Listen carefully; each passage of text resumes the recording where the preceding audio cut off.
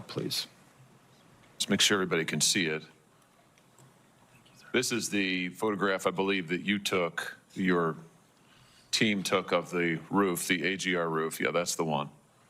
Okay, so from this vantage point, as the law enforcement who are in those windows, as they look left, they should be able to see the shooter clearly there on the AGR second floor roof. My question is, why is there not a Secret Service counter sniper on that roof?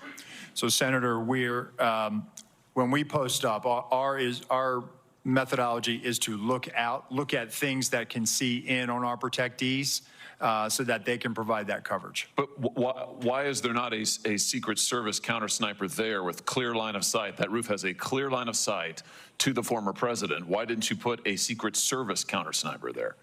The Secret Service's counter sniper role is to neutralize those threats that are looking in on us from where the protectee is, not necessarily you think maybe you might want to revise that protocol in light of what happened here?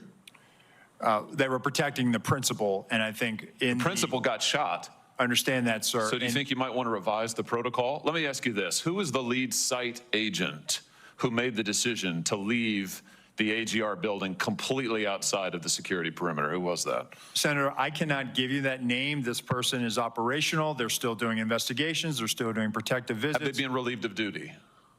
Senator, they have not been relieved of duty. I know their name, by the way. Why have they not been relieved of duty? They are still cooperating, not only being interviewed by the FBI, but also by our Office of Professional Responsibility. And we will let the facts of the mission assurance and any further investigations play out. Isn't the fact that a former president was shot, that a good American is dead, that other Americans were critically wounded, isn't that enough mission failure for you to say that the person who decided that that building should not be in the security perimeter probably ought to be stepped down? Senator, I think you're using the word decided, and I think we need to allow the investigation play out to include. So who did make the decision then? If it wasn't the lead site agent, who made the decision not to put that in the security perimeter? Senator, you're zeroing in on one particular agent. I want to find out exactly what was the entire decision process. So I think I want to be neutral and make sure that we get to the bottom of it and interview everybody in order to determine if there was more than one person who perhaps exercised bad judgment. Well, sure. My question is, why don't you relieve everybody of duty who made bad judgment? So yeah, you're right, I am zeroing in on somebody. I'm trying to find somebody who's accountable here. And so you're telling me that the person who made the decision not to include this in the perimeter has not been relieved of duty. What about the person who's in charge of the interoperability of radio frequencies between local law enforcement and Secret Service? Has that person been relieved of duty? No, Senator, because interoperability is a challenge, is a greater challenge than just one person. On that day, we had a counterpart system. It failed spectacularly. As the person who made the decision to send Donald Trump onto stage knowing that you had a security situation, has that person been relieved of duty? No, sir, they haven't. Has the person who decided not to pull the former president off of stage when you knew that, in your words, the locals were working a serious security situation, has that person been relieved of duty? No, sir. Again, I refer you back to my original answer that we are investigating this through a mission assurance, and as opposed to zeroing in on one, what more do you need to investigate to know exactly what the decision-making process was? What more do you need to investigate to know that there were critical enough failures that some individuals ought to be held accountable? I mean, what more do you need to know? What I need to know is exactly what happened, and I need my investigators to do their job. And I cannot. A lot of people didn't do their jobs. I cannot put my thumb on the scale, otherwise. What do you mean put your thumb on the scale? You're asking me, Senator, to completely make a rush to judgment about somebody failing. I acknowledge this was a failure of the Secret Service. Is it not prima facie that somebody has failed? A former president was shot. Sir, this could have been our Texas school book depository. I have lost sleep over that for the last 17 days, just like you have. Somebody to hold them accountable. I will tell you, Senator, that I will not rush to judgment, that people will be held accountable, and I will do so with integrity and not rush to judgment and put people unfairly persecuted. Unfairly persecuted? Unfairly, we've got people who are dead. We have to be able to have a proper investigation into this, Senator. You said earlier that you've got to make sure that your protocols are followed, and unless there's a protocol violation, people wouldn't be disciplined. I would just say to you, I don't really care that much about your protocols. I think if your protocols don't provide for the fact that when a former president is shot, when an American is killed, when other rally goers, innocent people who just showed up on the day, when they are shot at and critically wounded, if that isn't a protocol violation prima facie, you should revise your protocols. Senator, I think this is where you and I agree. This was a failure, and we will get to the bottom of it. Well, I hope you're going to do something about it. Let me ask you something else.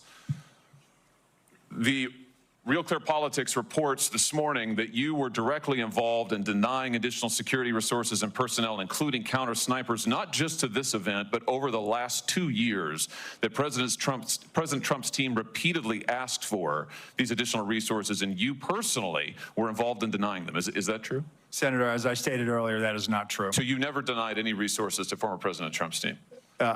No, not me. No, sir. And you weren't involved in any of that? You were never involved in the decision making? No, sir, I was not. Let me ask you just one or two other things here quickly.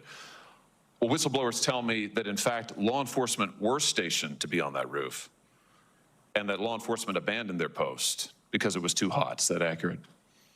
Senator, I have heard that as well. Again, they posted up inside.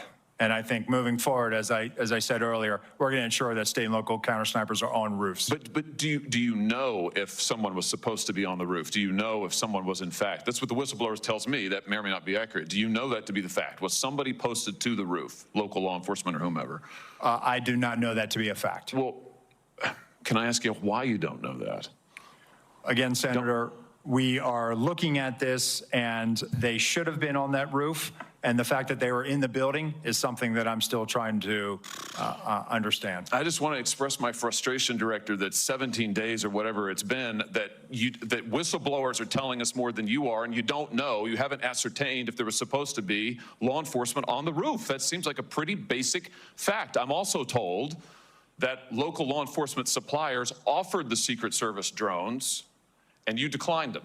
Is that true? So, Senator, one, I've been very transparent and forthcoming. Your agency has not been transparent and forthcoming, so please, let's not go there. I have been forthcoming, sir. That remains to be seen. You've been on the job a few days. So far, you've fired nobody. Now, the drones. Thank you, Were you offered drones? Senator Hawley. So there was an offer to fly a drone on that day. And why did you deny it? Again, I think the ability of local law enforcement. I think we could all see what the game is. To not answer questions, not say anything, delay it.